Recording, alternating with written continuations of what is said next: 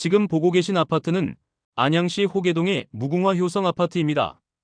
2021년 고점 때 9억 6,500만 원까지 거래됐지만 최근엔 6억 원에 거래되며 무려 3억 6,500만 원이 빠지고 하락률은 38%입니다.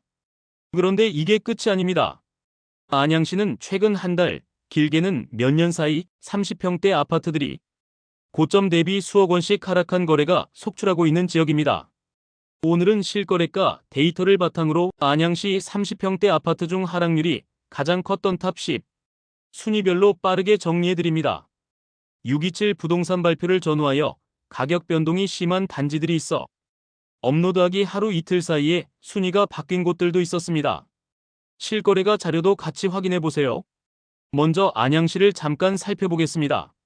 안양시는 경기도 중남부에 위치하며 서울 금천 관악구, 과천 군포 이왕시와 접해 있어 서울 접근성이 뛰어납니다.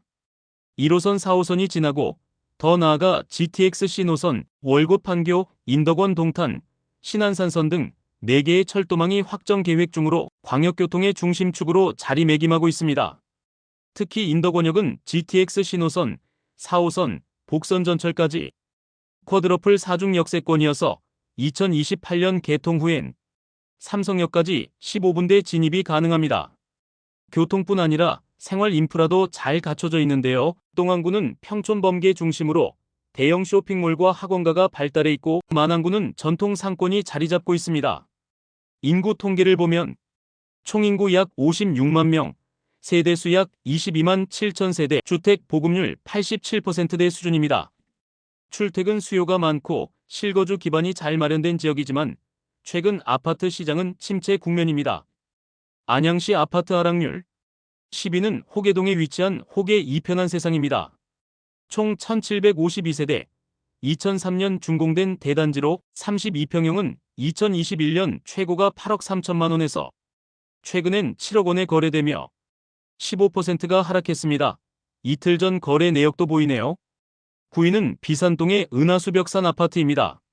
1992년 준공, 620세대 규모의 단지로 고점은 2021년 9월 11억 3천만 원까지 갔던 32평형이 8억 5천만 원에 실거래되며 하락률 24%를 기록했습니다.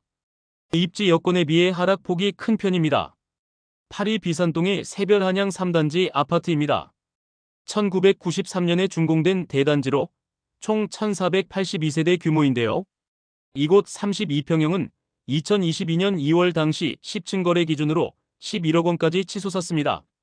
하지만 최근 2025년 7월에는 7층 거래가 8억 원에 체결되며 하락액 3억 원, 하락률 27%를 기록했습니다. 7위는 동안구 호계동의 무궁화 대형 아파트입니다. 1992년 준공, 654세대 규모의 구축 단지인데요.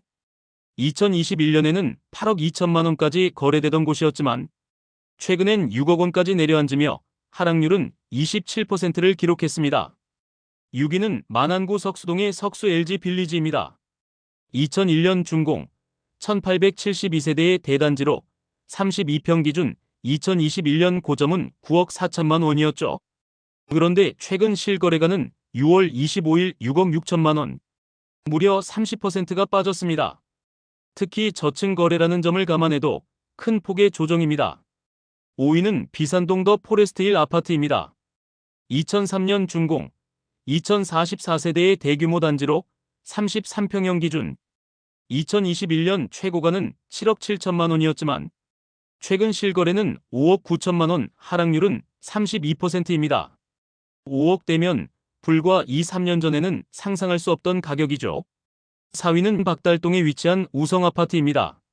1990년 준공된 비교적 오래된 단지지만 1020세대로 규모는 상당하죠.